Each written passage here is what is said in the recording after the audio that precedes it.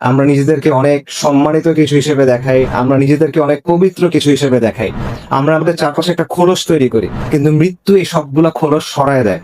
আমাদের সব চিন্তা দুনিয়া নিয়ে, যে দুনিয়াতে আমার জীবনটা কিভাবে আরো কমফোর্টেবল হবে, আরামদায়ক হবে, দুনিয়াতে আমার জীবনটা কিভাবে আরো সম্মানজনক হবে, দুনিয়াতে আমার জীবনটা কিভাবে আরো সচ্ছল হবে, দুনিয়াতে আমার জীবনযাপনের স্টাইলটা মানে লাইফস্টাইলটা কিভাবে আরো উন্নত হবে। আমরা মৃত্যুর কথা চিন্তা করতেছি না, আমরা আমাদের আখিরাতের কথা চিন্তা করতেছি না, আমরা আল্লাহ আয্যা সামনে গিয়ে কি বলবো সেটা আমরা চিন্তা করতেছি না, এবং এই পরীক্ষা আমরা কিভাবে পার হয়ে যাব সেটা নিয়ে আমরা চিন্তা করতেছি না। আল্লাহ আমাদের জানাই দিচ্ছেন আপনার জন্য কি আছে, আপনার মৃত্যুর সময় কি হবে, মৃত্যুর পর কি হবে, কবরে কি হবে, বারজাকের জীবনে কি হবে, ইয়াউমুল কিয়ামাতে কি হবে, এবং অনন্তকালের জন্য কি হবে, প্রতিটা জিনিস আল্লাহ আপনাকে জানাই দিচ্ছেন। এরপরও যদি আপনি না করেন, আল্লাহর সামনে আপনার কোনো ওজন নাই, আল্লাহর সামনে আমার কোনো ওজন নাই, আমি আল্লাহর কাছে আশ্রয় চাই। আমরা দুনিয়ার জন্য হিজরত করি, সাহাবায়ে কেরাম হিজরত করছে দ্বীনের জন্য।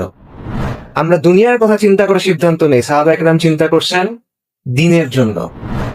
আমরা দুনিয়াতে শুধুমাত্র বলবো আমরা ঈমান আনছি, লা ইলাহা ইল্লাল্লাহ, এতটুকু হবে না, আমাদের পরীক্ষা দিতে হবে।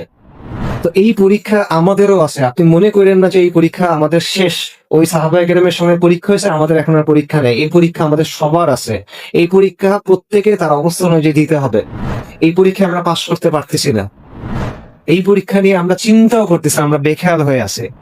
আপনি যদি কোনো কিছুই না করেন দিনের জন্য কোনো চেষ্টা না করেন, সামগ্রিকভাবে কোনো চেষ্টা না করেন যে আমার যে জায়গাটাতে আমার জন্ম, যে জায়গাটাতে আমি বেঁচে আছি, যে সমাজের মধ্যে আমি যে বেঁচে আছি, এখানে দ্বীন ইসলামের জন্য আমার কিছু একটা করা উচিত, এবং এটা আমার জীবনের একটা গুরুত্বপূর্ণ অংশ। এটা যদি আপনার মধ্যে না থাকে, এটাকে যদি আপনি বিন্দুমাত্র গুরুত্ব না দেন, আপনি আল্লাহর কাছে গিয়ে কি ওজর দিবেন বলেন? আমি আল্লাহর কাছে গিয়ে কি ওজর দিব বলেন?